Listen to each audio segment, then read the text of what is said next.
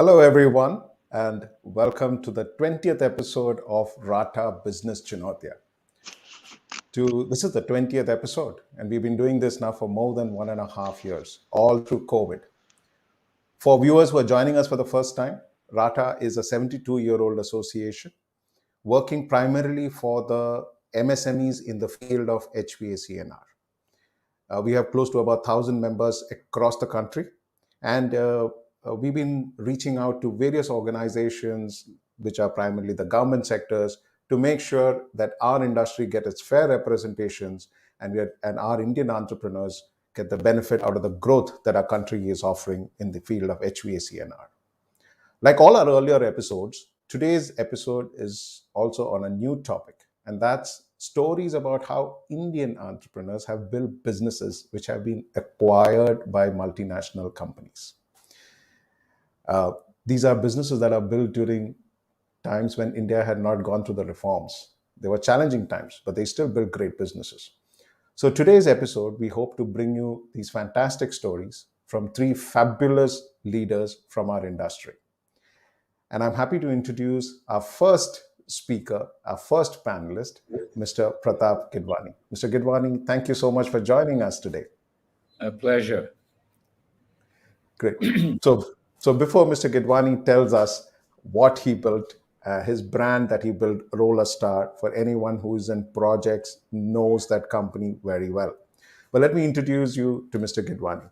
Mr. Gidwani graduated from IIT with a BTech Mech, followed by an MBA in 1971 from the University of Pittsburgh. He spent the next several years mainly in Montreal, Canada, in the construction materials industry, working with leading corporations in the functional areas of systems, manufacturing, marketing, and business development. Subsequently, as an entrepreneur and an importer trader, subsequently as an entrepreneur in M&A and an importer trader of construction steel products in Canada. In the mid-90s, he was encouraged by a childhood friend, Sunil Advani of Blue Star Limited, to return to India and set up a ducting factory here. The innovation with Roller Star was not just with the adoption of its world-class fabrication technology, but also with rejigging the entire ducting ecosystem in India. How the systems were to be specified, marketed, transported, assembled, erected, and commissioned at job sites. It took 7 more years for the second line to be installed in Gurgaon, followed by 1 or 2 years for each additional plant in Gurgaon, Bangalore, Chennai, and Hyderabad. Roller Star was sold as a running business in early 2008 to the US-based enterprise Tompkins. That's an awesome introduction, Mr. Pratap. That's fabulous. Well, you told the whole story right there. That's it. We can go from there. We can get on to the next speakers and stuff. That's about all I have to say. But Mr. Gidwani, here it is. So before I bring in the next panelist, it's important that actually we would like to hear your story completely. And usually we have the introductions and everything, but this time we're going to do it a little different, and we want to hear your entire story. So over the next 10 minutes, we would like to hear from you how it all started, how you actually build the business, what were those opportunities and challenges, and finally, how did Tompkins acquire this company? So the floor is yours. Tell us your story. All right. I'm going to envision an audience of primarily those who are entrepreneurs who in the waiting, in the wings, and those who'd like to do that, and those who just like to flirt with the idea of doing something on their own. And with that in mind, I'd like to stress on about 3 lessons which I've learned from there. Let's start with what you said. In '95, here I was in Montreal, and my old childhood friend Sunil Advani had made this suggestion. He said, "Look, why don't you come back to India? And we're thinking of we'd like to start a ducting factory." He says, participate in that, you can take anywhere from a 1% share to 74%, and do it as you want. He said, we're going to do it anyway. But if you'd like to come back, this is an opportunity. And I thought about this for a while. One of the things I've known about Sunil, obviously, he's not a frivolous person. This is not something he would suggest lightly. There was a lot of thought which he had given to it. And when we looked at it, my wife and I, it didn't take too long to take that call that now is the time, 95, to take to make a move. We'll see how it goes. This was the next adventure. Mind you, I was 50 years plus at that time, and I'd always believed that if you do something, if you start a new venture, there are three things you got to take into account. One is that uh, all businesses essentially depend on a market, a source of supply of goods and services, and the infrastructure to bring it together. They're fraught with risks. But if you do not have control over at least two of them, two of these factors, it's going to be even tougher going. And here we were, when I looked at it, we had the funds were there, not a huge lot, but enough for the business. Um, the markets were there. Blue Star was a partner, so that was known. The one thing which was not there was the technology which we were looking to bring, but that one could pick up. So just on the strength of that, she said it was worth the while. My own background, I mean, I had absolutely no idea of ducting at that time, but I'd been in the construction material supply trade and was quite comfortable with the idea because I'd worked through manufacturing and marketing and business development, mergers, and so on. I was comfortable with the commercial aspects of getting into it, managing a business, and coming over here. And that's how it started. So the first point again, which I emphasize, that you you've got to have some idea, some comfort with the three levels out there: the markets, the supplies, and the infrastructure. Bring it together, whether it's physical distribution or finances or whatever.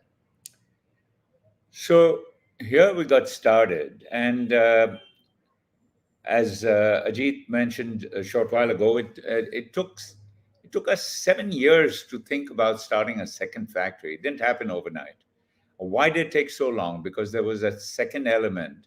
When you bring in a new technology, unless you're just building a new mousetrap, you're essentially have to change the ecosystem of what works around you. We And there's always an ecosystem. If it is done in a rudimentary way, ducting was made on site by bringing sheets to the site, and people will measure and cut and bang away and make a duct, and that's how it was. And everything had to change because right now we were not taking anything to site. Therefore, there had to be proper measurements, there had to be proper drawings. By not being at site, we didn't bring material to the site, which used to generate the working capital. That's how the mobilization advances came. So we had to fund it differently. Then there's a question of getting the consultants to specify you. The price was going to be a little higher initially because it cost more, but there was so much more benefits to it. So a lot of changes had to come in. It took 7 years to get that ecosystem changed. And yes, we even changed the standards. We adopted. I was involved in changing the standards along with Ishre, and we adopted SMACNA, and we so on and so forth. Then after the second one, it took another 2 years to set the third line, and after that, it took a year, another year or so. So then it accelerated. But the second key lesson was you do anything new, be prepared for a long haul because it's not just the technology or not the new thing you're bringing in, but you're going to be changing the processes which are involved there.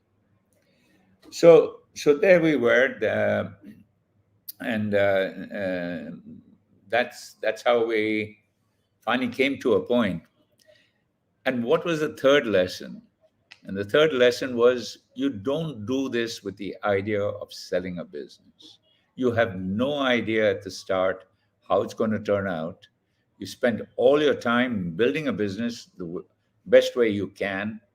And the furthest thing from your mind is selling a business at that time. And now, when that happens, that's fortuitous. Some things happen, things change, and then it works. But we'll come to that a little later. But this was essentially the point: is um don't get into the business if you think you're going to be selling it. You won't be able to do justice to it. I hand that over to you, Ajit. Wow, amazing. That's absolutely good. So, one of the things that you make it very clear is that you don't start building it with that assumption that you're going to sell the business. That's not the way it works. It just happens somewhere down the lane. Am I right on that front? Yeah, absolutely. Um, but I'll tell you, there's a difference, and I'll add this, and it's a very specific thing for people who are looking to get into a business with the idea of growing it and selling it. If you do that, usually that will happen when you bring in a venture capitalist or you bring in some outside monies. It usually seems to happen that way because the reason the venture capitalists come in is that when they come in, they always come in with an exit strategy, which is to grow the business and sell it. Then you're always under the wire for building it in such a way that it becomes saleable, which is That's true. entirely different from bringing a business, making it grow, hoping that it'll maybe last a few generations or something. You have no idea what you're doing. No one thinks of it, and I'll talk about that a little further, because one of the things, as I said, Blue Star were a partner. Incidentally, I was a majority partner, but we had a very good partnership. We were almost equal in every other way. Um, I was a small guy, and with this giant of a partner, but we had a wonderful relationship. But we'll Awesome. talk about that So, a little later. yeah, I'm going to come back to you. So, to our viewers, I'm going to introduce you to our next panelist. Our next panelist is Mr. Bhagwan Srinivasan. Hello, Mr. Srinivasan. Fantastic for you to take time out for us today. And good evening, Sachin. I must thank you both and Rata to have invited me for this wonderful panel discussion about which I'm quite excited to share few of our experiences. And is it not sometimes everybody would wonder, why do you call such highly successful people only? What about fellows who have done wonders, but at the end they failed, but you will not call them? But here is a guy I would like to share with you at the end how I also did face certain failures. That story would be a small part in the end. But in the beginning itself, let me tell you, my But story before, but Mr. encompasses. Bhagwan, Mr. Bhagwan, hold on, hold Yeah, on. I yes, think our yes, viewers yes. have the right to know a little about your background, and let me introduce you to them. Sure, sure, sure, Right? sure. So, to our viewers, Mr. Bhagwan Srinivasan comes with a 40 years of experience in our industry. He started his career at Siemens in India and Germany for nearly 15 years. Later, as an entrepreneur for the next 20 years, and drove Race Technologies, which was later called Sauter Race, and then as Carrier Race. He then worked with UTC Carrier as director and subsequently as a consultant. Since 2018, he has been the chairman of and on the advisory board of Enfin Technologies Private Limited, which is in the field of BMS and IBMS. Last year, he was invited by Bioinformatics, which is a startup, to be an advisor and mentor. That's a wealth of information. And he's very humble enough to tell us that, listen, I'm here because you call me because of my success story, but I also want to talk to you about failure. And that is such a fabulous initiative because in our country, failure is really looked down upon, while the Western culture or the Western enterprises say that failure is the stepping stone to success. And I think it's amazing for you to even say it right at the beginning that I also want to talk about my failure. So, Mr. Bhagwan, over to you. Tell us about how you built that company. We'll leave the failure to the end, but tell us about that success story. of how you build a company, what are the challenges, what are the opportunities, and how did it finally go into career. Over to you. Yes, yes. Thank you for that wonderful introduction, Ajit. And again, thanks to Rata and to you too, Sachin and yourself, to have invited me. I must convey that at the outset, I am sharing with you two acquisition stories. Each of them were totally with different objectives, and you would hear a totally different culture, one coming from Europe and the other coming from the US. So, interestingly, there were also two competing companies, and to have sold to both these competing fellows itself was a very big challenge, I must say. And to look back, it's all something nice to share with all of you. Now, as rightly Pratap mentioned, did we build a company with a focus on future acquisition by some multinational? Absolutely a big no. Even the idea may not have crossed our minds when we started. You know, those early 90s, the word startup, venture capital, angel investors, IPO route, perhaps IPO route was for those big Tatas, Birlas, and some of those divisions and things like that, and were not known to people like us who start a small company. Unlike these days, Race Technologies basically was conceived in the year 1992 when I was still working at Siemens. As mentioned by Ajit, I was working for Siemens for almost 15 years, right almost from the college till 1993. So, this is a time when race got conceived, and I must share with you that before we came on this platform of race technologies, we had gained immense experience in a great company called Siemens, both in India and Germany. And the founders of race had extremely good wide knowledge in the electrical and automation related projects in industries like cement, steel, uh, cold and hot rolling mills, mining, refineries, sponge iron projects, special purpose machines, CNC controlled machines, and how to automate them and things like that. And that was more than a decade. So we had about 15 to 18 years, each one of us having spent the time. The idea, of this particular business was stemming around a very basic concept surrounding capturing single bit information. Single bit information is that if a light is on or off, it is one bit of information. An emergency switch is on or off, it is one bit of information. Imagine industries where such thousands of single bit information, they needed to be carried to a central place for evaluating situations, what is happening in the field. A simple information like an emergency has occurred in so and so place, so many kilometers away. Now, to do this conventionally, people used to use discrete cables. If one need to do this for hundreds of signal, thousands of signal, imagine the quantum of cables and things like that. So this was not being done at all, almost, or being done in a very limited fashion by grouping them in big groups and things like that. So this concept actually, I must say, was not conceived by me. It was my great friend and colleague, Mr. Suresh, who was also with us in Siemens, slightly senior to all of us.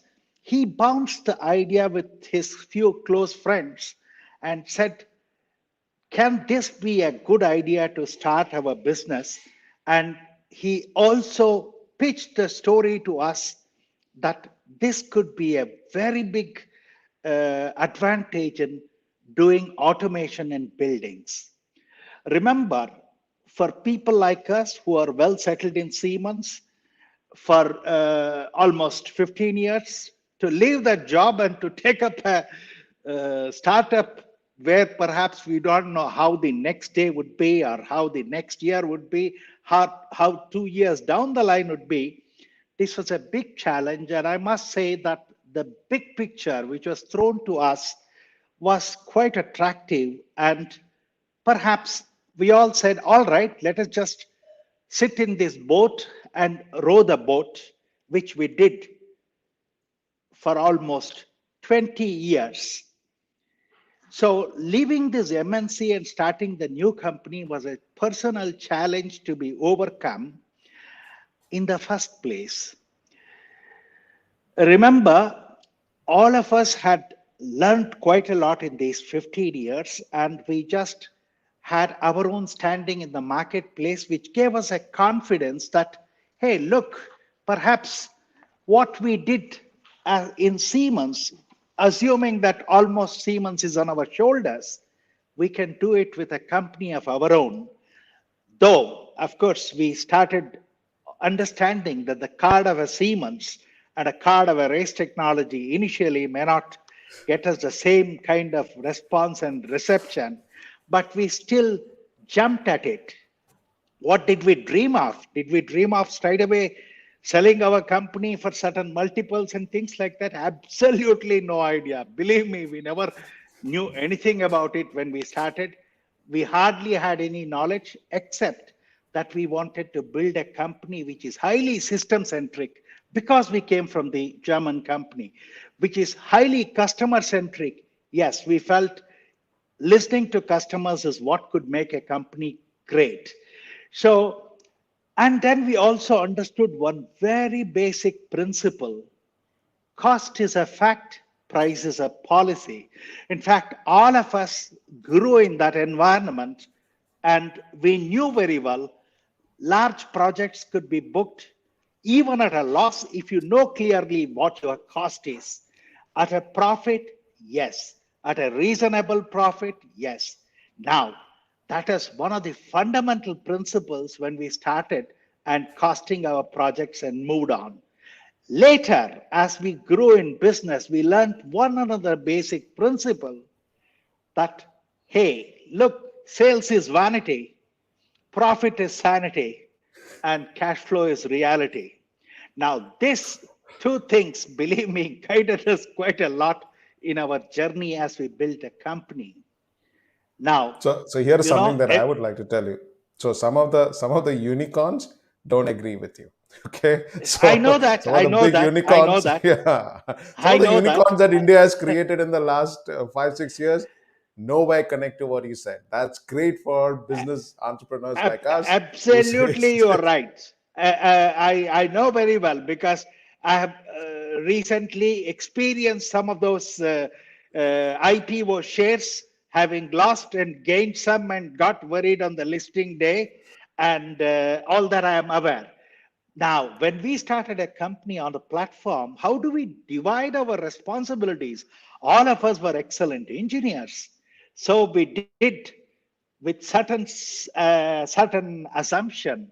Sales and marketing was to myself, software engineering, testing, commissioning, big picture was to my colleague Suresh, and Ashok, my other colleague, who had clarity in thinking and things like that, got in finance and administration and certain project management aspects. He was also an engineer promoter. So we had somebody else who was from IIT Delhi, who was an external, who was non-Siemens person. He was looking into these post-sales or after-sales service and emergency services. Any day and night you have an emergency. Vasu, our great friend, used to be there. So our strengths and conversion of low-hanging fruits is what we just said we should do in the beginning to sustain ourselves, and that is how we started. Now, just as Pratap said, it took 7, 8 years for him to put the second line. It took almost the same time, incidentally, 7, 8 years, for us to see very big success with a huge pharma plant, and that not in Chennai, not in Bangalore, where we came from, but that was in Ahmedabad. And then came a very huge software technology park of those days, and that time it was the biggest software technology park, and the value of the job much bigger than the turnover of the company for us, and somebody entrusted that job to us despite hue and cry about our able to manage that. So that was the stepping stones, I would say, based on which we grew and based on So which I have some, sorry to our interrupt you, scaling Mr. Bhagwan up here. started. Let me let me interrupt you. We have some of our Yeah, viewers yeah. who are really getting restless because they already want to, they're stepping ahead of the game. They don't want to even wait till the end. They're asking, what is the new name of the race technologies? We have the Shang Shah who's saying, what is the new name? So he's already upping the game. So I'm quite keen Yes, before because I've got a lot of questions coming up. And I'm yes, going to yes. actually also bring in Sachin here, and then I'm going to come back to you with all those questions Sure, to get sure, to the sure. depth of the whole thing. All right. Very So quickly, to race technologies became Zouter race technologies. Then it became carrier race technologies. And I think it is still that legal name is there in uh, carrier, and UTC itself, which was the holding company, broke up, and perhaps it was getting into Otis separately, carrier separately, and field services separately. And I'm not very sure, but the legal entity still exists because recently something I just looked on, but I don't know. And it appears all the field services put together, UTC, have sold that to a very large company in the US. So that is under the care of that company. I cannot tell you. The last I heard was Carrier Race Technologies, the name of that amazing. company. Too good. And I work for that company, also on the board of that company. So great, Dishank. That's a lot of food for thought. And do a Google search. I'm sure you will be able to get the where that company is right now. And before this event gets over, share it with us. Who exactly owns that company? That's great. So before we come back to you, Mr. Bhagwan, I want to bring in our third speaker. Our third panelist is Mr. Sachin Maheshwari. Hi, Sachin. Thanks for that big wait, and thank you for joining us today. It was a pleasure listening to the veterans of the industry. So, yeah, thanks. Yeah, Thanks. it's amazing. But before I ask you, I'd like to introduce Sachin. Sachin, actually, he doesn't need much introduction for someone who's been so active in the industry, in all the societies and the association. But for people who are listening to us for the first time, Sachin is the managing director of Carrier Group of Companies, dealing in wide range of air distribution, air management, air purification, fire and sound, and ventilation products, along with aluminum extrusion business and lithium ion batteries. Since its inception in 2004, Sachin has been serving as a managing director for their fan company, Nikotra India Private Limited. His company, Carrier, has a distinction of being a pioneer in introducing various products and technologies related with air distribution, air handling, and ventilation, and setting benchmark for the industry. He has served as a national president for the Indian Society of Heating, Refrigeration, and Air Conditioners Engineers, and currently is the chairperson for the manufacturing committee at the association. And that we are very fortunate to have you for this, Jim. Thank you so much. So, Sachin, let's hear it from you. You've been running the business for quite some time. Share with us the Carrier journey, especially from the AHU business that you actually sold to Flackwood and the subsequent business diversifications. Also, share with us how did you hive out one division from a multi-division you are operating with shared resources, and that's what differentiates you completely from the other stories. So please share with us. Sure. So I'll come to the second question at a later stage. Let me start with the journey. So Carrier Group was started in 1989 by my father, Mr. Anil Maheshwari, who's again a very well-known industrialist in the industry. He worked with Blue Star for about 18 years, and then he decided to start his consultancy firm and later this manufacturing company with a simple vision that he wanted to bring in and offer the best possible technologies and products, especially related on the air side of the HVAC industry. I think that is the vision with which he started, and that's why we've been a pioneer to start, technologies such as extruded aluminum grills and diffusers, which is now the standard, the smoke fire dampers, the double skin AHUs. I think that's what gave us a lot of recognition. Then we also got connected with the Nikotra group for our fan business. So we to keep enhancing our offerings to the industry, we did look at a lot of technology acquisitions. So we looked at a company in Europe, which helped us with the technology on the air distribution. Similarly, another European company called Cleaver, which from where we got the double skin air handling technology. And then from the fan side, we got associated with Nikotra first as a distributor, and then later we formed a JV company with them. And I would say we kept on following the same process by introducing many such new products. I would say where some of them were successful, some of them did fail out, or probably did not see the light at that point of time, and probably came back at a later stage. So we kept on following that journey. In fact, our first experience on the M&A side actually was not related with AHU, but was on the ADPs, where we've been one of the dominant players, but we still decided to hive off our ADP division and sell 50% stake to the similar group which bought over Rolla Star, Tompkins Group, with a company called Ruskin Titus. And they've been the global leaders. And we thought this would help us to bring in and advance the technologies that we were already offering.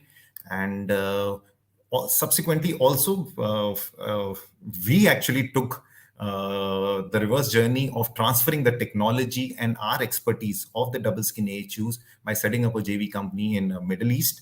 And we ran a very successful double skin AHU company out there.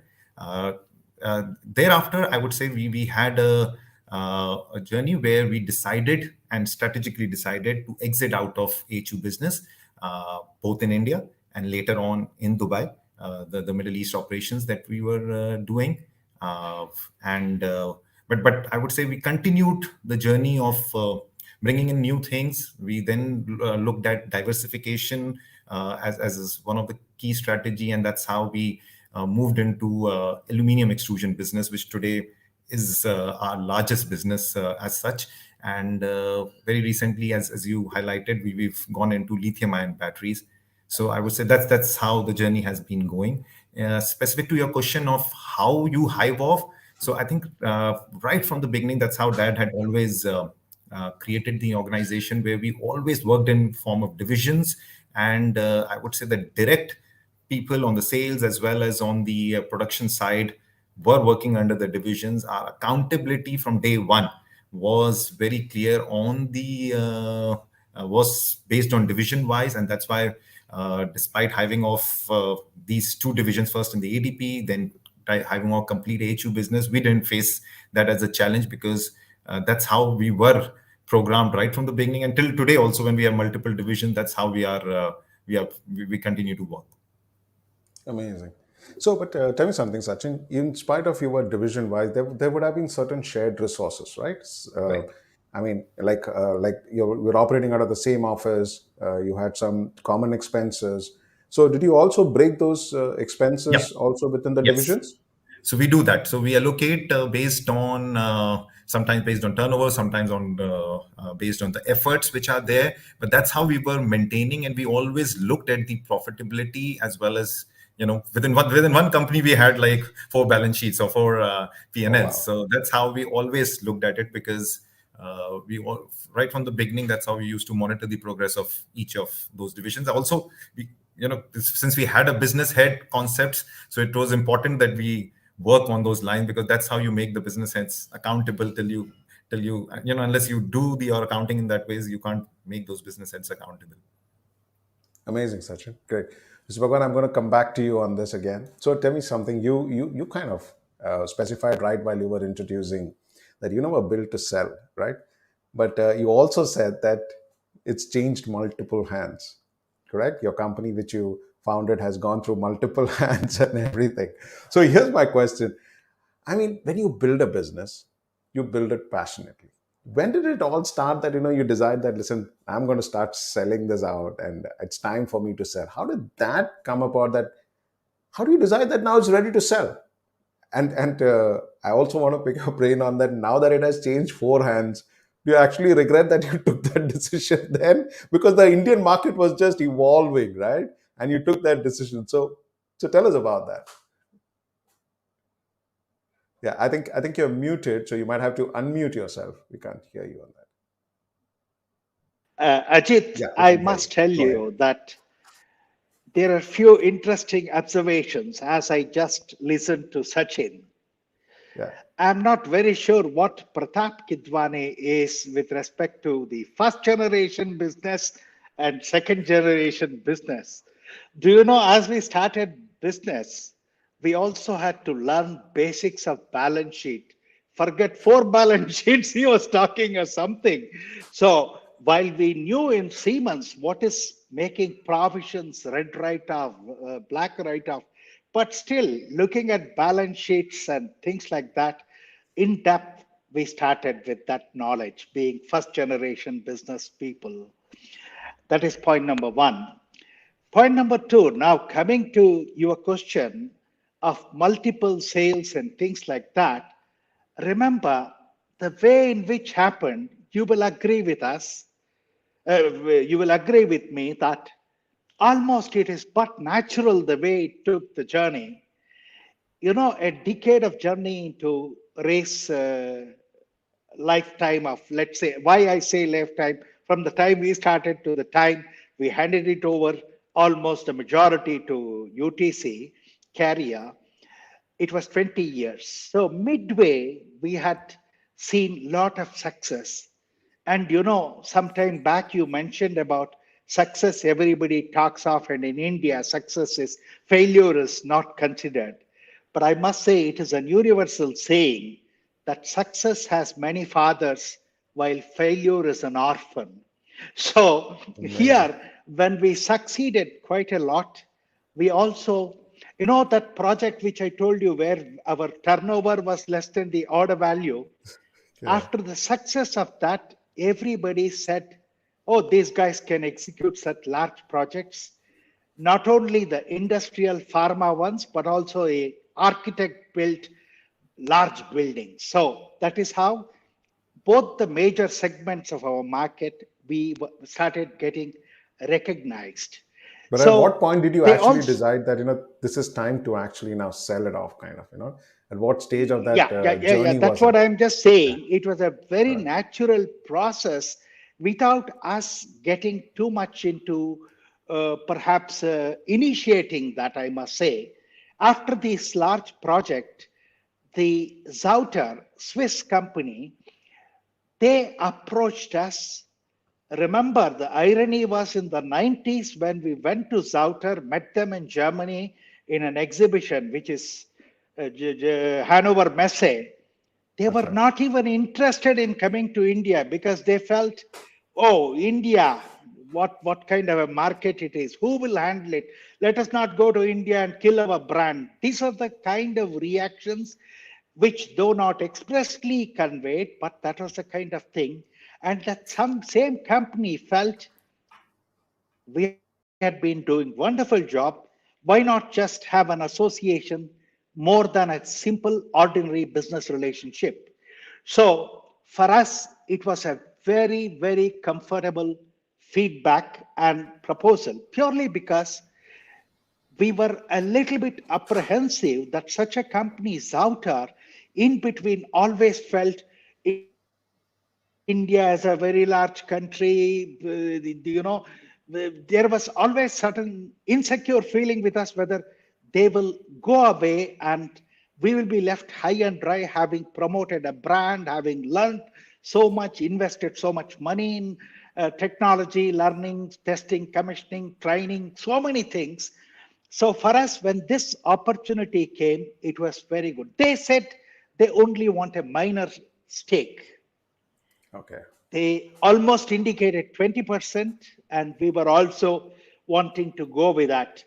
And eventually, we felt that they also made a statement in the meetings that, look, what do we get with that 20%? You know, there no identity there. In fact, we offered that, look, there is something called as 26. With that, you have a blocking minority or a blocking majority, whatever you call. So you would feel that you have a say in the company. This was offered by us almost voluntarily. In fact, recently, Amazing. one of my co-directors was recollecting this, how many people would do this at the stage at which we were. And we did that because the relationship and the one to personal as well as business level was of the highest order. And for us, it was very good. And for the employees, for everybody, this was a natural, I would say, not an exit, strengthening of the relationship, commitment of Zouter to India. That is how the newspapers published. Everything happened that way. And you know what, we learned few big lessons. Few things. Did we consciously prepare for this? No, a big no. What dawned upon us was investors' interest. You know, investor invest money based on your past, which gives them confidence, but entirely on their perceived future is what they just think of the company and promoters' ability and commitment and focus to make that happen. Now, this is a very, very important message. Many people think past is past, and based on that, the multiples and things like that. We grew in an era where past gave people confidence to put money, and it was a future perceived by them, the story which we pitched, the strength which they saw. So this is how it was. And we also learned in a very naive way that always such money flows into the company and not into the promoters' pockets. So Amazing. this was Amazing. something which, you Fabulous. know, is a very important message at that time. And technology and commitment of Zouter was a prime reason at this first sale. Now, I need a little bit more time because I have to just take you through at least one more stepping stone for the next sale, which started almost immediately after this happened. Now we had a multinational name attached to our race technologies. It became Zouter Race Technologies. Perhaps that did give an advantage and some sort of a mind game where people, vendors, market, everybody felt that there was something, I would say, more in the company seen by a Swiss company, that too a Swiss company invested in this. That was a big advantage. And that is when we also started understanding that numbers matter in a company. Perhaps we were quite cool in attacking the market or doing our business. We enjoyed everything, but later on we felt, oh, this year we should do this. This half year we have not done this. Those kinds of starting of worry about numbers, revenue, per annum, half year, quarter and quarter, EBIT, tax, all that came into, our ambit of thinking and worry. And we also realized with Zouter, it is best to be extremely transparent in everything we do. And the first step we did was comfortable to Zouter. We felt we should have PwC as our auditor. So instead of a local auditor, we brought in an international auditor, which gave them also the confidence. Remember, they did not do any due diligence or anything like that. It was few balance sheets exchanged, few meetings of the chairman's visit to our place and things like that. And that is how we went through that stage. So the number thinking led us to, what is to be done now, what is to be done tomorrow, what is to be done every day. That used to be our thinking. In the process, we realized, very unfortunately, that the limitations of a partner whom you have chosen would also become your limitations, especially the conditions which we had ourselves exposed to. So, if I were to take a order for firefighting or a fire alarm system, we had to make a note that the risk involved is like this, like this, like this. Whereas in India, for all the BMS jobs, fire alarm system, firefighting, everything was something which was looked upon together to be delivered by one person, one contractor, one system integrator. So these were the worries which started growing quite a lot. And at some point in time, we said, oh, come on, what have we done? We don't seem to have, we have got bootstrapped in some fashion that we may not grow further unless we just do something different. And somehow, can we just, without hurting each other, get out of this situation which we have walked into? Very Amazing. unfortunate. We had to So study the that's two legal exits that you implications were. and a lot of things. Yeah, that's two exits that you were I'm not talking able to hear. about. Yes. So you're talking about those two exits that you were talking about. Exactly. So now what happened? Now what happened? As we were growing, market was growing, we were succeeding. Lot of companies also started talking to us saying that, look, are you still open? Are you able to work with us also and things like that? So this included many software companies and things like that.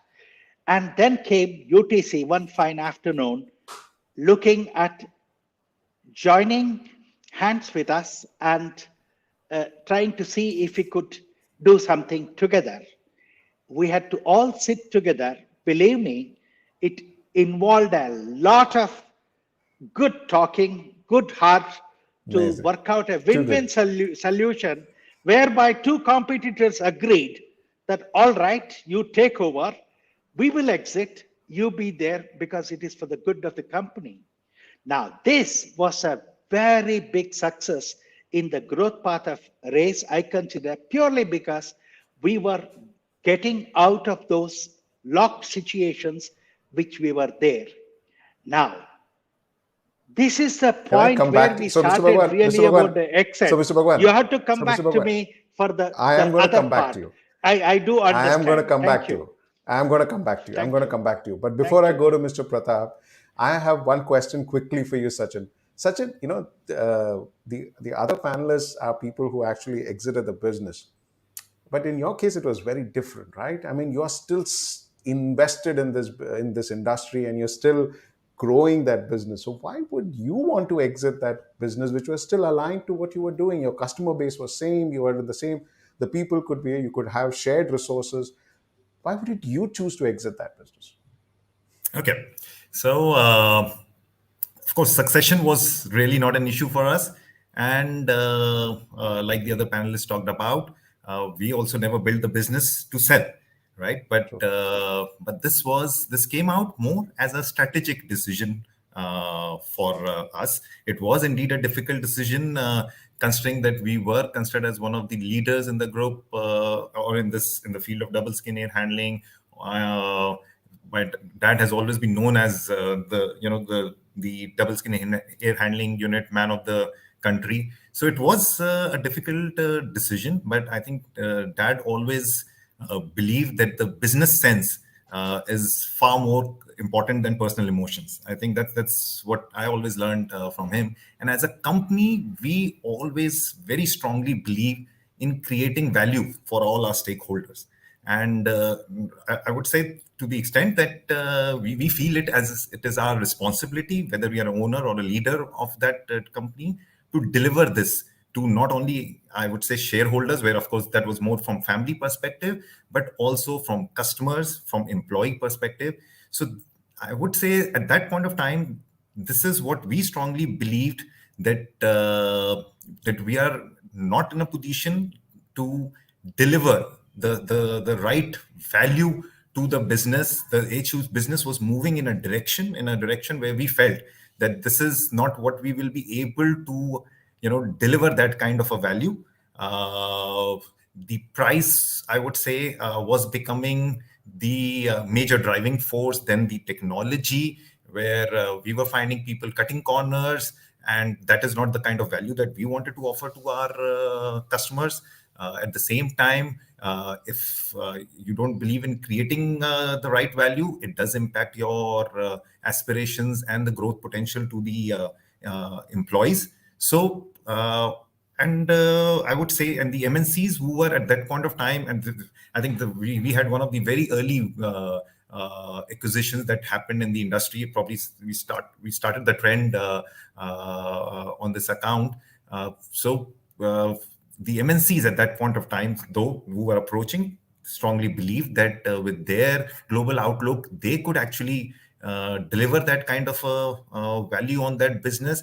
So we found that that's a right fit, and we felt that we could do something much better for the betterment of all our stakeholders. So in hindsight, if I look at it, I still believe it was a wise decision for us, because if you would see soon after our exit, or over next few years, most of our nearest competitors actually also exited out of HU business, or went ahead to start looking for this. The leading contractors actually stopped making HUs. So that's where I think that's how we went about. So over a journey of 5-6 years, if you would see, we exited a business with sales of maybe what 200 crores, but in the next 3 years we generated back that much sales, now with the far better profitability, maybe 3 times that. From a highly leveraged company, we became a highly cash rich company. So I think we went ahead with our plan of creating value for our stakeholders, continue to keep giving new products without any compromise to our customers, and at the same time this helped to give the right value to our employees as well. So that's the whole plan. But the two major learnings that I just want to quickly highlight is this gave us you know a great experience in terms of what business valuation is all about. Prior to that, I don't think we ever worked towards that, but it really now gives us a great idea of how to build a company to create a value, whether you sell it or not, but you should always be looking at those lines. And the another great confidence that it gave is that we can actually because with following this, we started with our diversification strategy, and as I mentioned today, that business has become the largest business for us. It gave us a lot of confidence that you can start any business. I mean, at the end, you can break the shell. A lot of time there is this debate that no, I'm here, I need to continue to do this, so that breaking that risk profile is what this opportunity gave to us, and that's how now we look for third diversification. So I would say in that ways, I consider this as being a good success for us. Amazing. And I like what you said about what your dad told you. You got to be passionate about your business, but just don't get emotional about it. That's awesome. And talking about valuation, and that's where I'm going to bring the big boss in. And nobody, there's no better person than him to tell us, Mr. Pratap, as to how did the valuation game work for you? And tell us, what are the multiples that you were looking at? And especially in an HVAC business, what are the kind of multiples that you should look? And what are the kind of processes that you followed when it came to actually selling off the business? How did that work? I'm going to pick up the thread from what you said about passion, being passionate about your business. I'm also going to, and I think because all of that leads into this question, why do we sell a business? What causes us to sell a business?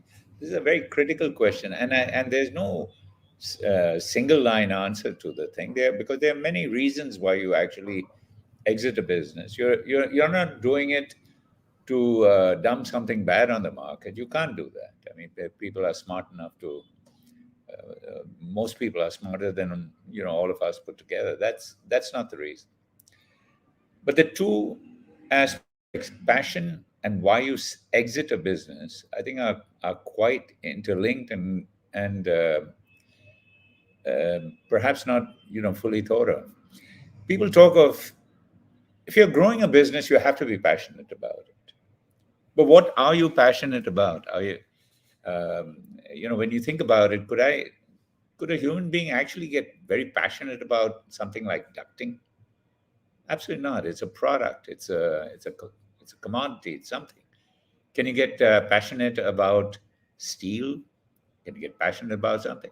No, I don't think we get passionate about that. What we do get passionate about is how well we do our jobs, how well we execute it. That's the media we work in. And that's what we get passionate about. So, why, with all that passion, do we exit the thing? I can tell you in my particular case, are my reasons for getting into the business, my reasons for exiting, and and doing it the way I did, for sure, has to do a lot with my family. Starting with the fact, like Rola Star. I mean, the name Rola also comes from my darling children's names, Ron and Lara. That's how we started. That was a driving force. It's to provide something for a family, something of value, something of growth. How it sold was also the result of something which happened within the family. But when we moved here, moved with the children, lock, stock, and barrel, it was a major transition to come from Montreal. And certainly, as I tell some of my friends, I wasn't sitting in Montreal for 25 years dreaming of a career move to start a ducting factory in Billimora, Gujarat. That wasn't the reason. It happened. I'm very happy it happened that way. What happened when we came back? My wife started working with an organization, and a charitable, a social organization, an NGO called Asha Sadan, where they were looking after, destitute children or things like that. And in the course of that, there were people who used to support this thing, and for many years, that's what she was doing. And it so happened that one of the donors there, a young fellow by the name of Pulak Prasad, who was heading JP Morgan, a real smart person. I think he did the first $1 billion IPO for Airtel. About 20 years younger than me at that time. And he had come over, and because of this, link with Asha Sadan, and we were talking about business, and he started doing some. He said, "Why don't we chat a bit more?" He did some number crunching, and the numbers he came out with, what could be the value of my business, was astounding.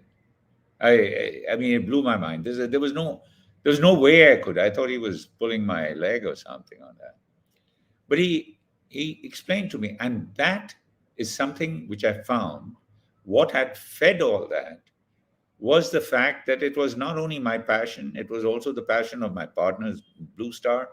Everyone wanted to do a good business, wanted to solve a problem. I mean, essentially, the essence of entrepreneurship is that you do things which are not solving your, whim. You're not doing something on a whim or something that pleases you. You actually set up an enterprise to solve someone else's needs or requirements. Now, that's what you do. That's what you do passionately. And when it grows, when it gets to a point where you feel that that challenge is either not enough for you, or the challenge has changed, or you cannot do it justice, or, as in my case, I'd reached I was well into my 60s at that time, mid 60s. That's it. I don't know how I could keep going and growing and addressing further challenges on that. There was a time to let go, and especially this was accidental when Polak suggested the thing, and that got us going. I'll be happy to talk to any of the audience at any time. So I will actually do. But I really want to know, when you went through the investment process, did you appoint an iBanker or an investment banker who actually helped you through this? What happened was there was a call from no, you won't believe it. I got a call from Anil Maheshwari, Sachin's dad. He said, "Look, would you be interested in selling your business?" I said, I'm open to the idea. What do you have in mind?" And he's saying he's got some people in his room who'd like to talk about. They'd like to enter India, and that's all it happened. So he says, "Come down, talk to them." So I took my papers. I took one of the things I tell you. I've been very careful throughout running the business. My MIS was right. I was right in control of that. The Our numbers and our performance, financial number, everything that I controlled well. I took all that. I opened it out to them and said, "This is what we are. This is what we're doing." It got their interest, and that led to further dialogues. But in the meantime, then I had to appoint an investment banker. That you have to do. You have to get that going, because it's another story as to how you actually end up doing it, getting a valuation, having them negotiate. You have to get into that. But the starting point is the interest. You don't have an interested buyer, you're not going to do much with it. Amazing. Too good. That's right. But I I've tell got, you, I'd be happy to tell you what kind of numbers one can see in something when there is technology behind it, when there's large technology behind it. The investments we do in are minuscule, but there was a time at which I could see valuations of businesses, not only mine but other similar ones. It can blow your mind, but they run into not just 10, 20 times. They run into multiple 10, 20, 30,000% margin. Valuations of what you have initially invested, because it's not that initial cash investment would go in. It's those years of developing, plowing your money back, putting in the growth. You know, you have to be driven by growth. You have to be driven by good practices, continuity. All these things make a difference on your valuation. amazing. So I think Chandrasekhar, you just asked a question to Mr. Gidwani, and I think he's also just answered Sorry, it. I don't know. So I didn't see the question. Sorry. no, but you Um, already answered it. You actually answered it. He's asking what is a valuation in our industry in the context of new ways of valuation practice right Evaluation now. in any industry can be enormous or can be very little, depending on what you have done uniquely about it. So I would say one thing is that, number one, run a good organization, have a good team, invest in your people, get smart things going, invest in technologies, go for state of the art, whatever it is, whether it is IT, or whether it is hardware, or whether it is practices. Go for growth. Look at growth. Look at what it takes. You must think of scaling up. When you're in a business, do not think of just staying with the small niche businesses. Niche businesses are easier to get into, but they do not give you returns of the kind you want for the kind of effort you put in. You must look to scaling. That means you must be solving more problems than what you started solving with your initial business. I Amazing. did Too get good. into another business after many years, and that was called Rolla Next.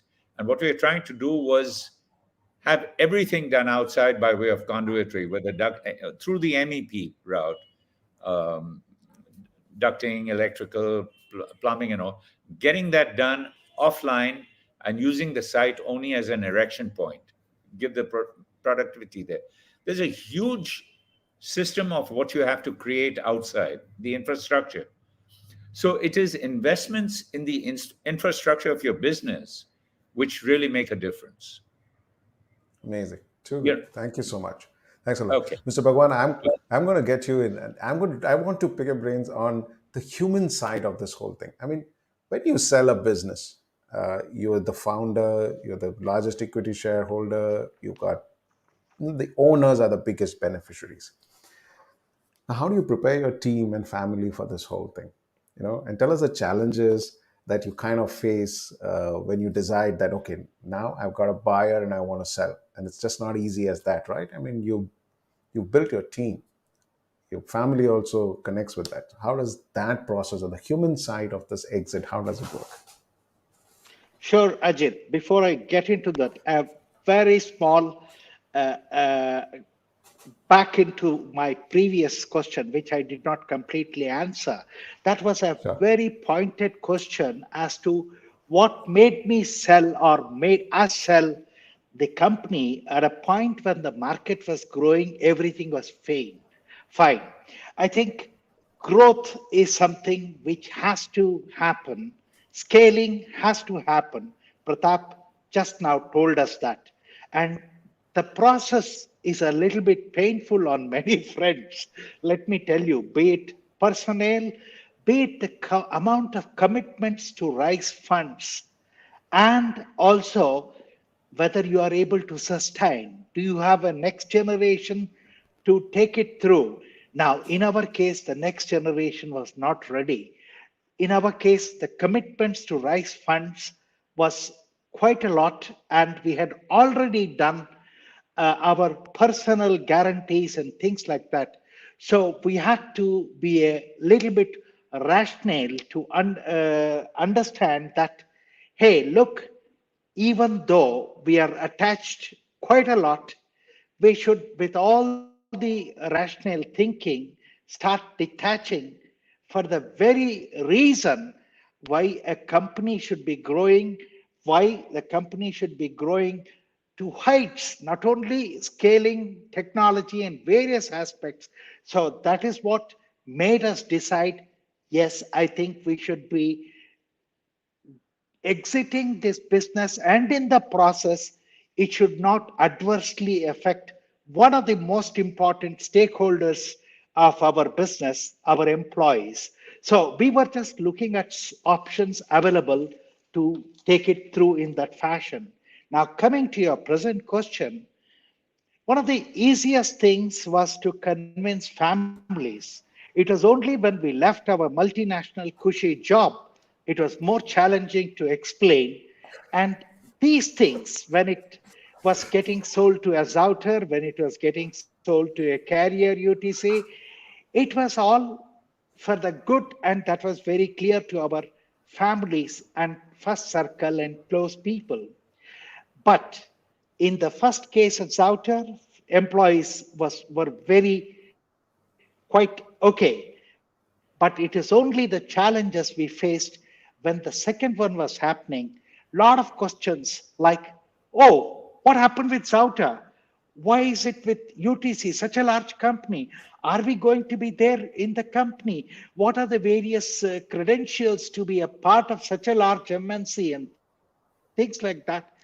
Lot of questions were there in the minds of employees.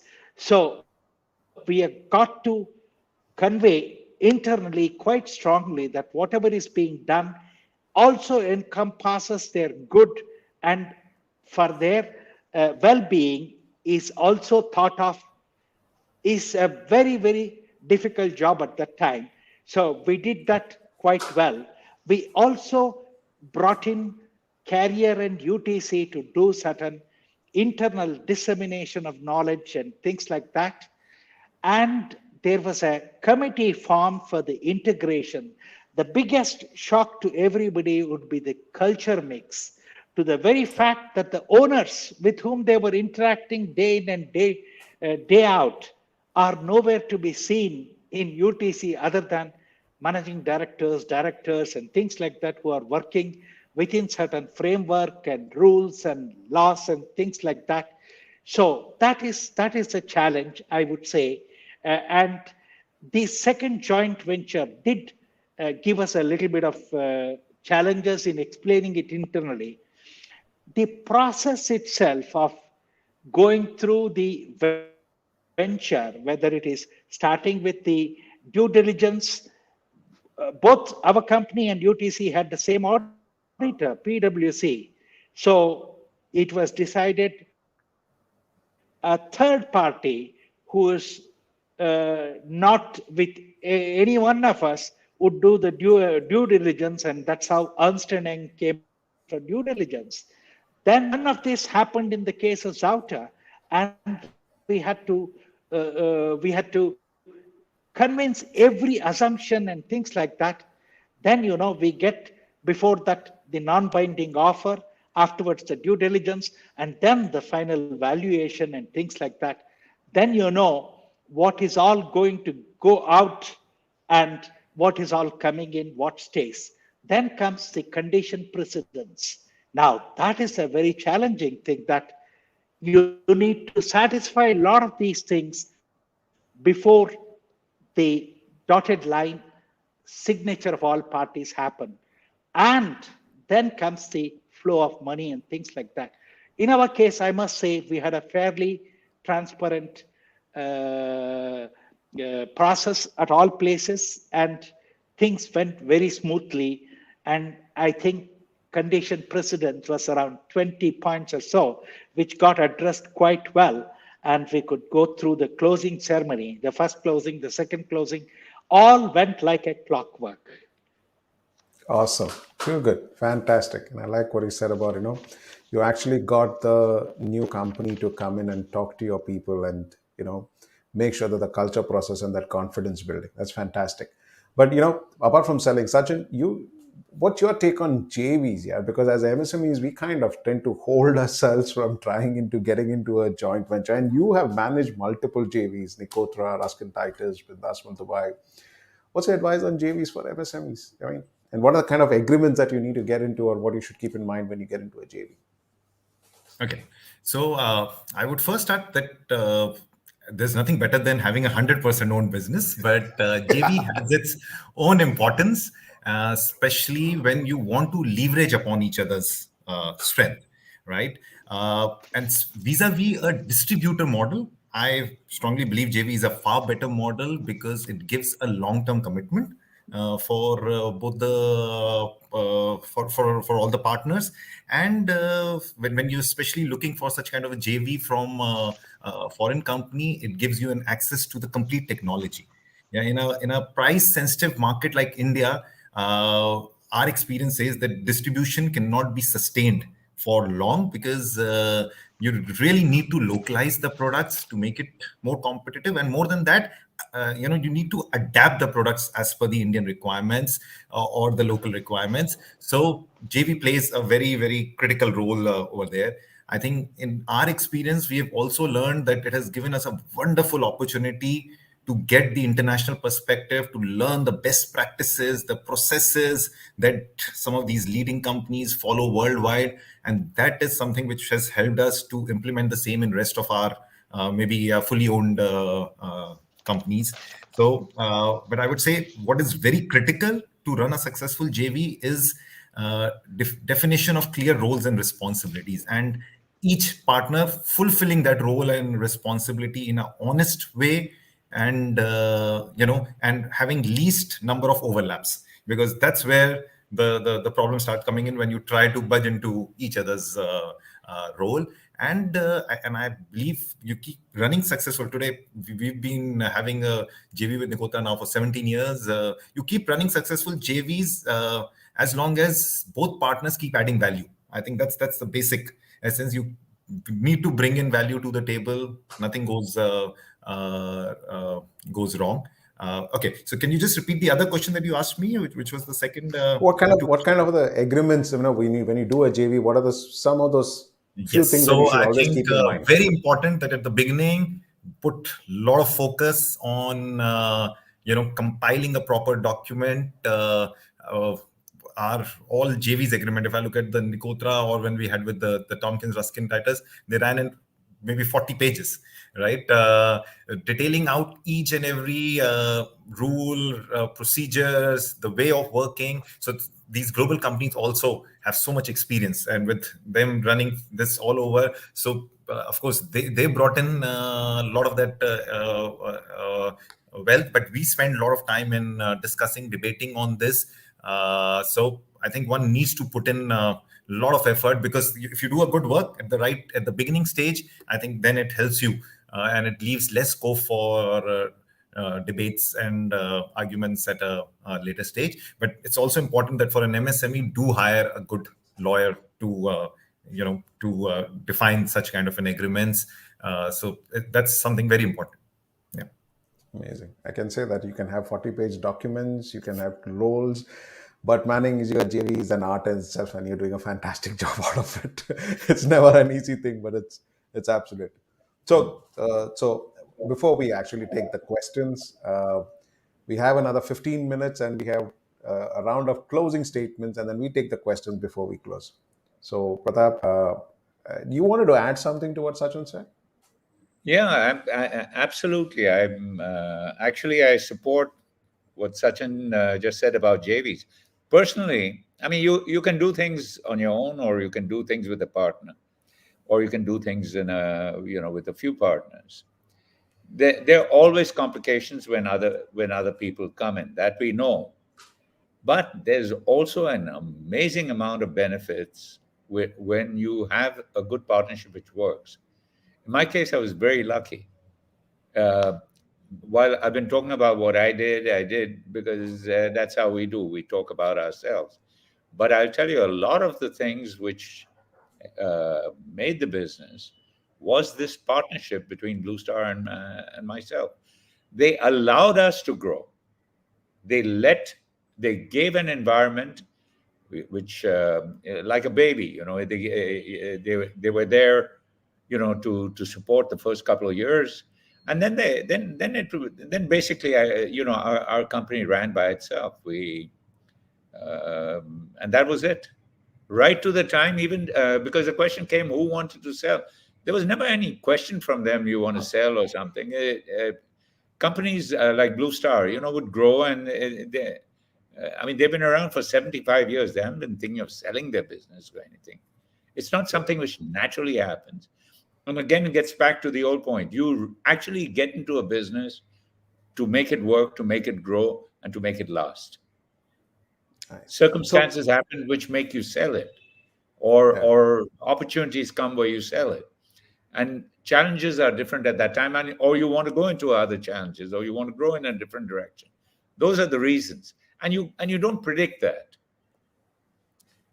right. But So when you look, if I had a choice, my leaning would definitely be towards joint ventures. It gives you a lot of support. There's a lot of complementary things out there, and if you have a good partner, like I was extremely lucky to have a partnership with Blue Star at the time, amazing. and So they let it worked. right. So Pratap, when you look back right now on selling on Roller Star, that was a great decision. And I mean, how would you advise businesses, entrepreneurs who are listening to us in current times? Should you actually build to sell, or should you go the traditional way of going from generation, or times No, have you changed and you you should? should manage your business as if it's going to be sold at some stage. It's going Wow, to that's nice. be, you should manage your business with all those values. And what are the values people look for? Your organization, the quality of your organization, the quality of your customers, all the right things which a business should be doing. That's what you do. If you start taking Amazing. shortcuts, if you start running a business like a Mickey Mouse Club or something, it's you may squeeze some cash flows out of it, but that's not thing which is going to give any value to your company. And the main thing is, most of us, we operate our business to different metrics, and that is the kind of, what is the margin you're making, what is the thing, what is the, but that's not what happens. That's not what you look at when you actually come to selling a company. Then you're looking at the inherent value of a company, and which is an entirely different set of metrics, and you'd have no idea that that's what you'll be running by. it's Amazing. it's hard to explain this thing, but growth is a big factor in the thing of in the value of a business, in the valuation of a business. Growth takes a lot of has a lot of factor. Growth in revenues, growth in profitability. That is, the markets are rewarding you for what you're doing. So Pratap, one my big takeaway from here, the association, we always keep saying, we have a lot of small businesses who are completely disorganized, and they create a mess of people who really want to get organized and grow up. But I like what he said. We keep calling them unorganized players. From today onwards, we're going to call them the Mickey Mouse Club. This is the Mickey Mouse Club. People who are disorganized, they're part of the Mickey Mouse Club. That's fantastic. Yeah, So I think we've got that's a the thing. term You for can it be a now. large organization and be disorganized. You have to Yeah, be well true. organized. You have to go have good values. You have to go for the right things. And there's Awesome. nothing more magical about that. And the last thing I would say, you have to remember something. One big factor in all this is luck. Yeah, Never forget amazing. that. I'm glad you said that. I'm glad you said that. That is so true. That's it's there is that element of luck, and that's also being that what you are, just humble enough to accept the truths and say that there is that portion of luck. Awesome. Thank you so much for that, Mr. Thank you. Bhagwan. I want to actually you to tell us, because there's been also a question which I'll bring it up. It says, having exited in the business, you continue to be active in professional work and life, and but then you got associated with Enfin, the BMS and IBMS. How do you see the startup scene? And this is your big moment to tell us when you wanted to talk about failure. So I like you to, as a last answer, to tell Yes, us all these yes. things, because we just have about maybe 10 minutes, 5-10 minutes to take Sachin's last comments and then close the event. So I'd like to hear from you. Okay, okay, great, good, good, good. Yes, you see, once you just sell your company, of course, before that, again, Pratap activated something in me to just share that money and building companies have something in common. You cannot have money as an end objective. It can only be a byproduct when you do all the right things. If it is destined that it will come, it will definitely come. And it may come in one day, 1 year, 1 month, 2 years, 10 years down the line, but keep doing the right things. Same way with building the companies. Yes, no doubt one day you must sell the company, but what is important is to do all the right things. And you just have to do all the right things with respect to systems, processes, ethics, and things like that. And you lead by example.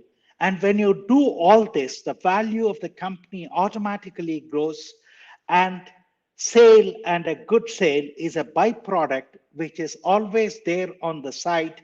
And that should definitely come one day or the other. Now, coming back to the fact, post sales, every entrepreneur, for the first few days, it takes our months and year maybe to settle that, yes, I have sold the business and I don't have all that I had in the command for so many years. That is something which sometimes even could drive people to a little bit of a low. And I would say the best thing to do is to keep continuing working, keep continuing yourself engaged, either in the same company in some fashion because of the shareholder agreement requirements and things like that. And that keeps you engaged and put your heart and soul as if it was there as a part of your company to see that it grows in somebody's hands. So this is extremely important.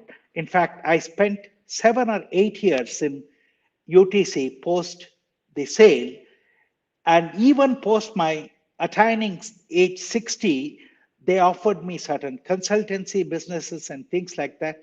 And I added my value, whatever is possible, not only on the control side, but also on the air conditioning, chillers, and various other key account management and things like that. And I enjoyed my stay till the end when I decided to go ahead. And just to correct you on the name of the company which I am mentoring, it is called as NFN, Energy Efficiency Green is the basis on which this company was formed.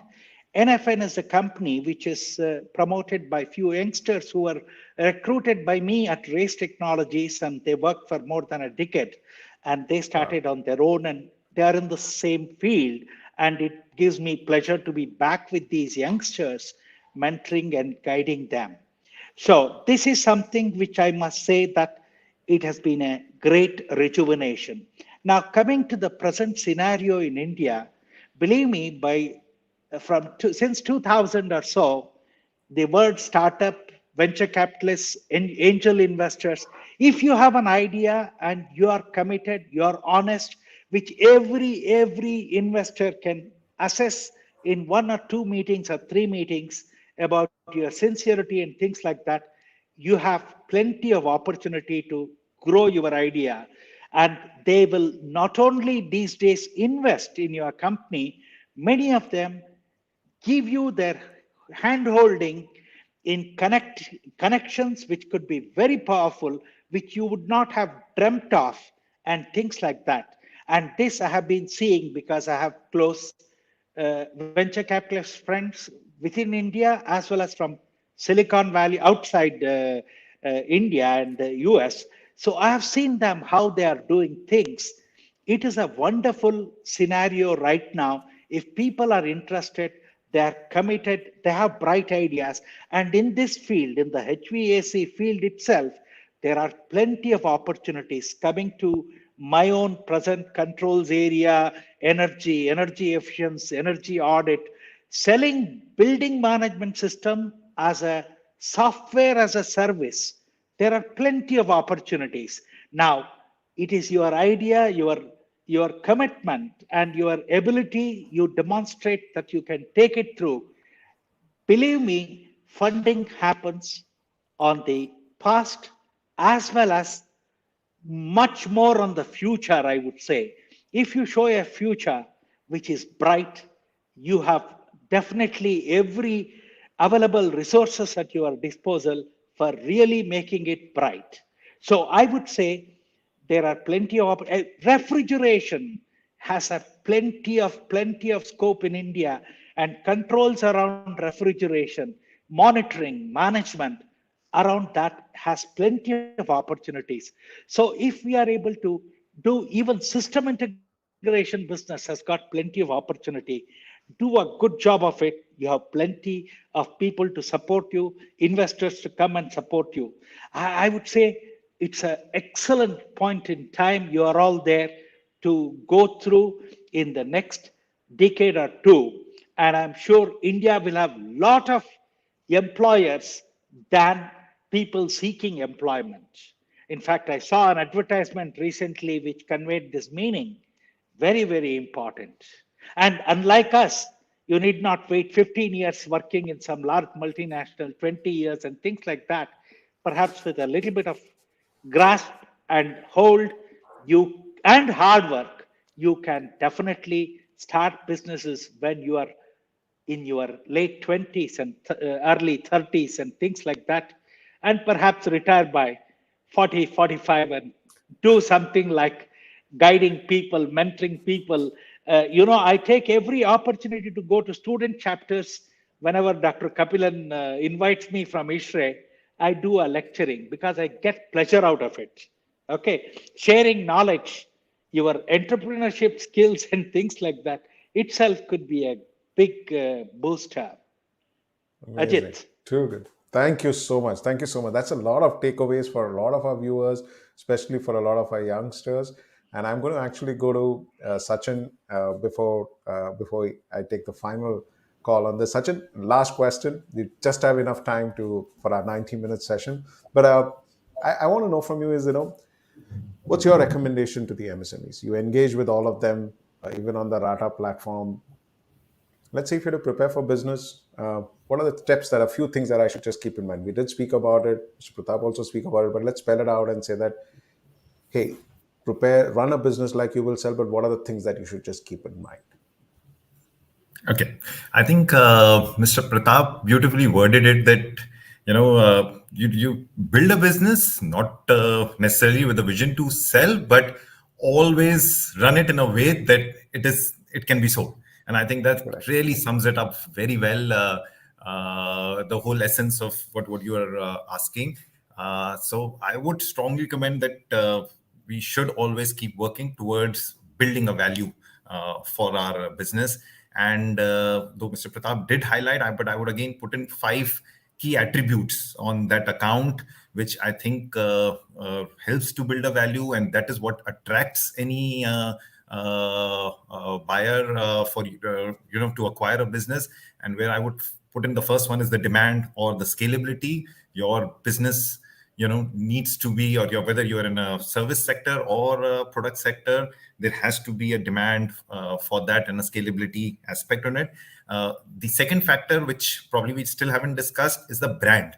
I think that also plays a big role, and especially when we're talking about how you differentiate and how do you get different multiples. I think the brand value plays a big role. So invest in building a brand of your organization, and I think that's something which one should work upon.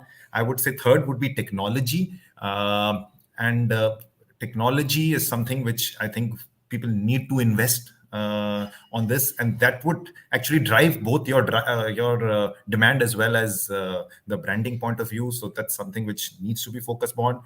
People is where I think the other speakers have also talked about. Invest in people.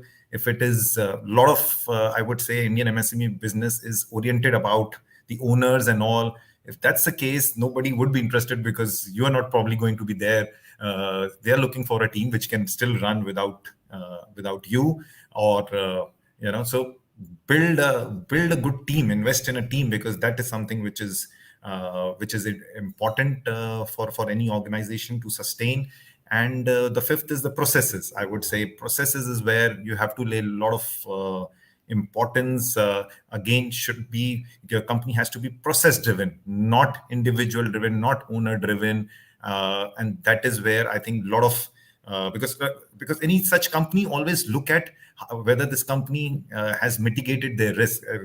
Any buyer is always looking at what is the risk structure of the company, and if your people are strong, your processes are strong, that becomes a very attractive proposition for this. And in general, even if that selling is not an idea, this is very important for you to run and sustain. A few areas again I would say which needs to be looked at. Focus on compliances. I think that is something which is any acquirer today, and especially MNCs, they rely a lot on how well are you compliant to local regulations, rules, how well you are managing your balance sheets, how whether you're following all kind of international practices in doing that account. Another just one piece of advice, which because I see when I interact with some of my MSME friends, is get away with this mindset that I need to manage my balance sheet to save on taxes. I think manage your balance sheet to show more profit. I mean, those saving, doing all those, fictitious things to save on that 22% tax. It's nothing. I mean, you've heard the multiples that are available later on. Rather build on showing higher profits. It helps in the entire process. So I think that sums up all what I have to say. Yeah. Amazing. So we're past 90, so I'm going to get the other panelists. But before I get it, just one question that I thought you should also answer is, Akash is asking, can you briefly tell us why did the company that you sell out choose you as a company and not the others? I mean, how did that happen? What are those value propositions that you had, especially when you sold out the Carrier AHU business to Flackwood? What did they find that and I knew they were scouting for so many others. Why did they choose you? Okay, so I think the last session that we had actually had the Flackwood team, and I don't know whether Mr. Akash got a chance to listen to him. So it again comes down to those few attributes that we talked about. So if you remember, that's exactly how Mr. Devraj highlighted that one of the reasons for us is that they found that Carrier has a very strong brand positioning on double skin issues. They've been pioneers in this. They firmly believe that the AHU industry is going to go exponentially, and for them, their objective was separate. They were looking at India as a hub to not only. So they were not only looking at Indian demand, but also for their entire Asian and Middle Eastern demand being done from here. And then I believe the processes is what inspired them. The people is what inspired them. So all those few attributes that I talked about is what probably made them select us for this kind of acquisition. Amazing. Awesome. That is so fantastic. So we've actually come to the end of the session, 90 minutes of, way past 90 minutes, but of so much of learning and fabulous experience. And I'm sure that all the viewers who actually watched us today have had huge takeaways in terms of knowledge. And there's nothing wrong. Let's build a big business, and we build a business like we're going to sell it tomorrow. But you build it passionately. Don't get emotional about it, and build it in such a way that if you have to sell it, it's just there ready. So, Mr. Pratap, Sachin, and Mr. Bhagwan, thank you for taking time out. Thank you for sharing your knowledge. Thank you. And it's been fabulous listening to all of you all. And we're going to get back to you again, probably to get depth to that story again. And to all our viewers, we are live streaming this across 3 channels. It's on YouTube, Facebook, and on LinkedIn. And we've had fabulous engagements. I've been getting messages all across. You've seen the feedbacks that's been coming. We've had a large viewership around this. And I'm sure over the weekend, by tomorrow, we'll have more people from the industry who's going to see it. And we're going to promote this big because there's a wealth of knowledge in today's event. So thank you, gentlemen. Thank you for your time. It's been fantastic to have you with us. Thank you very much. Thanks Thank a lot. you very Thank much. you. And Thank you. Yep. it was just a pleasure listening to Sachin and Bhagwan and you, Ajit. So thank you again. Thank you very much. Thanks a lot. Thank you. Bye.